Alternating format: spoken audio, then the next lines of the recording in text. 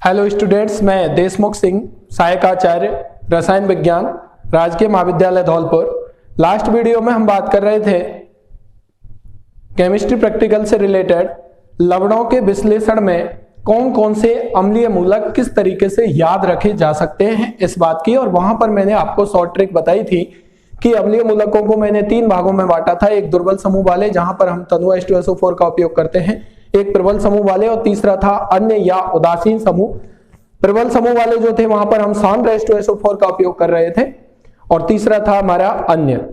ठीक है, और वहां पर मैंने अम्लीय मूलकों को दुर्बल समूह जो था उसको याद रखने का तरीका बताया था NSSCA के नाम से, जहां पर N नाइट्राइड था, S सल्फाइड था और कार्बोनेट था और एसीटेट था। प्रबल समूह में मैंने वहां 4 पार्ट आपको किए थे। N बॉक्स के नाम से, N का मतलब वहां नाइट्रेट था, B का मतलब बोरेट था, O से मतलब ऑक्जिलेट था, और A से मतलब X से मतलब हेलोजेंस था, FCl, Br और I।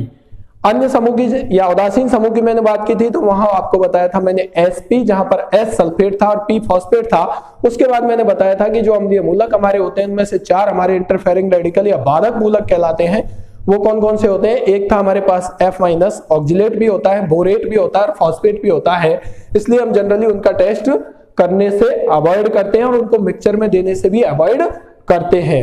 अब हमें बात करनी है कि क्षारीय मूलकों को, जिस प्रकार से हमने अम्लीय मूलकों को याद रखने की शॉर्ट ट्रिक देखी है, उसी तरीके से हमें क्षारीय मूलकों को भी याद रखना है। और क्षारीय मूलक मैंने आपको बताया था कि जो भी हमारा साल्ट बनता है अम्ल और क्षार की परस्पर उदासीनीकरण की अवक्रिया से, चूंकि उसमें से जो धनावेशित भाग है वो वहां से आ रहा था। कहां से आ रहा था? क्षार की जब मैंने बात की थी तो क्षार से आ रहा था, इसलिए हमने उनको कहा है जो धनावेशित भाग है वो क्षार से आया था। एक रिएक्शन मैंने वहां पर लिखी थी, कौन सी? HA+BOH। तो ये जो भाग था, ये क्योंकि यहां से बना था BA, तो इसमें ये प्लस था और ये माइनस। ये वाला पार्ट कहां से आया था? क्षार से। इसलिए जिन पर क्या होता है, धनावेश होता है, वो हमारे क्या कहलाएंगे? क्षारीय मूलक कहलाते हैं। अब क्षारीय मूलकों को हम 7 समूहों में बांटते हैं, ये सभी आप जानते भी हैं पहले से। और कौन कौन से समूह होते हैं? एक होता है हमारा शून्य समूह, और प्रथम समूह से लेकर के षष्टम समूह तक 6 वो होते हैं। टोटल हमारे समूह होते हैं 7। मैंने आपको यहाँ एक बहुत अच्छा और सुंदर सा तरीका जो मेरा है याद रखने का, वो मैंने आपको बताया है। तो देखिए, यहाँ पर जितने भी क्षारीय मूलक हैं उनको हम 7 समूहों में बांट रहे हैं। उस समूह का समूह अवकर्मक क्या है वो मैंने अंत में लिखा है। उस समूह में कौन कौन से मूलक आते हैं वो मैंने व्हाइट चौक से लिखे हैं। इनको याद रखने की ट्रिक क्या हो सकती है वो मैंने पिंक कलर के चौक से लिखा है। इसका समूह अवकर्मक क्या होता है और समूह कौन सा है वो मैंने येलो कलर से लिखा है। तो देखिए, हम बात करते हैं क्षारीय मूलकों में प्रथम समूह की। तो प्रथम समूह में हमारे 3 रेडिकल आते हैं, और 3 रेडिकल जब आते हैं तो उन रेडिकलों में कौन कौन से होंगे? पहले तो हम बात कर लेते हैं प्रथम समूह का समूह अवकर्मक क्या होगा। वो होगा आपका तनु HCl। क्या होगा?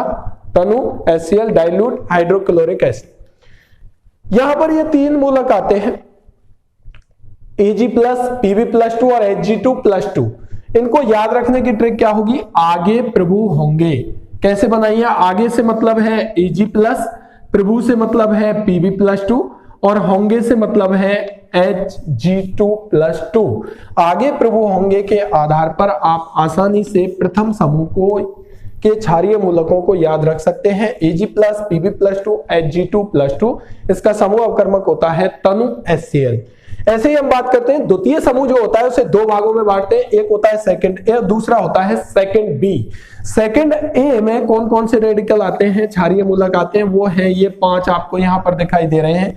सेकंड बी में ये 4 क्षारीय मूलक सम्मिलित किए जाते हैं। इन 5 की शॉर्ट ट्रिक क्या है वो आपको दिखाई दे रही होगी। है प्रभु क्यों बिकी सीडी।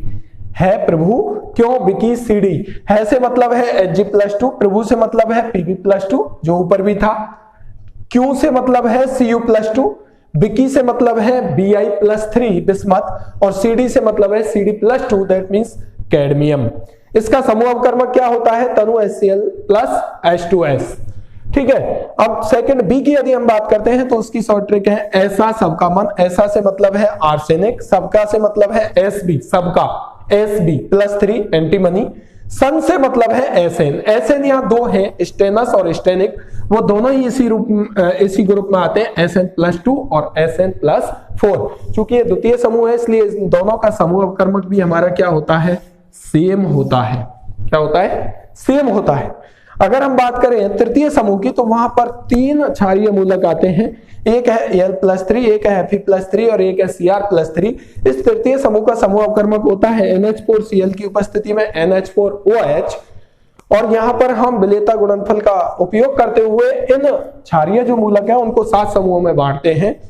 और यहां पर NH4Cl प्लस NH4OH जो होता है सम आयन प्रभाव यहां पर कार्य करता है।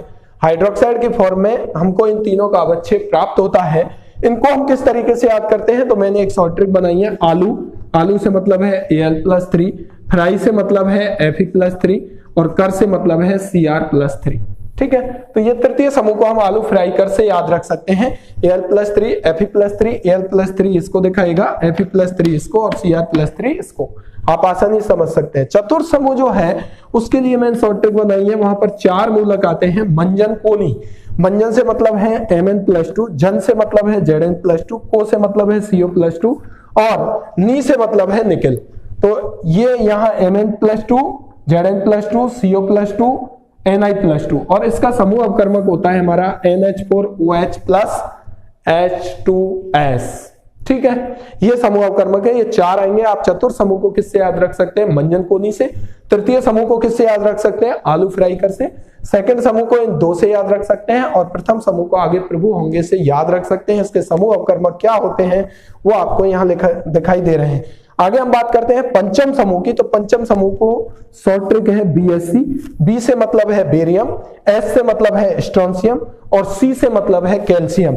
तो ये 3 मूलक यहाँ पर आते हैं, बेरियम, स्ट्रोंशियम और कैल्शियम। यहाँ भी हम विलेयता गुणनफल का उपयोग करते हैं। अच्छा, इसका जो समूह अवकर्मक होता है वो NH4Cl प्लस NH4OH की उपस्थिति में हम क्या डालते हैं यहाँ पर, अमोनियम कार्बोनेट। अमोनियम कार्बोनेट इसके समूह अवकर्मक के रूप में मुख्यतः काम में आता है। ये बात हुई हमारी पंचम समूह की, जिसको BSC से याद रखा जा सकता है, जो आप BSC करते हैं। B से मतलब बेरियम, S से मतलब स्ट्रोंशियम और C से मतलब वहां पर कार्बन नहीं है, क्या है, कैल्शियम है।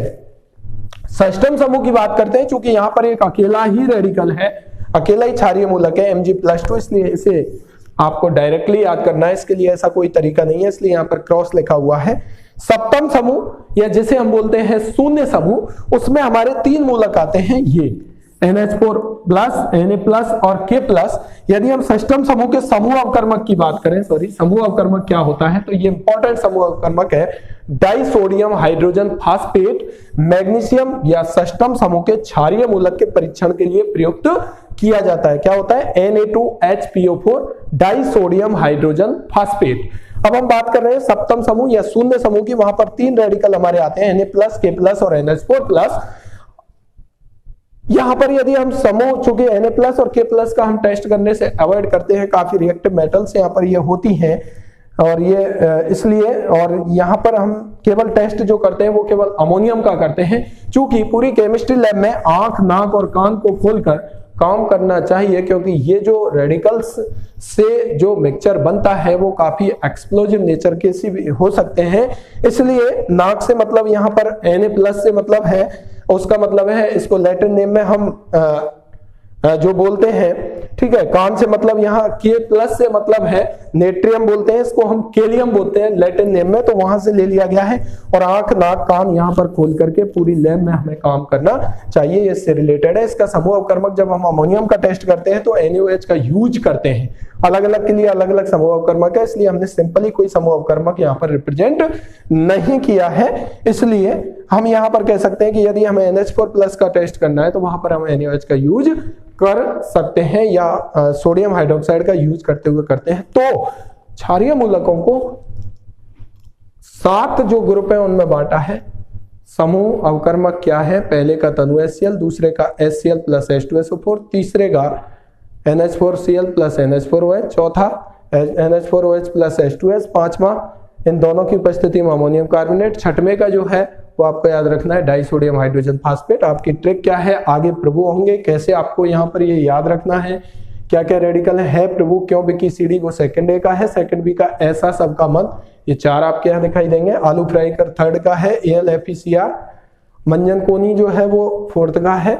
और फिफ्थ का BSc। छठवें में कोई है नहीं है, और 7वें में या शून्य समूह में, जिसे आप ऊपर भी लिख सकते हो, वो आंख नाक कान मैंने इसलिए बताया है लास्ट में कि ये सभी खोलते हुए हमें केमिस्ट्री लैब में वर्क करना होता है। तो मैं समझता हूं कि आपको इन 2 वीडियोज के द्वारा आसानी से अम्लीय और क्षारीय मूलकों को हम किस तरीके से याद रख सकते हैं, शॉर्ट ट्रिक के द्वारा हमेशा के लिए पसंद आया होगा।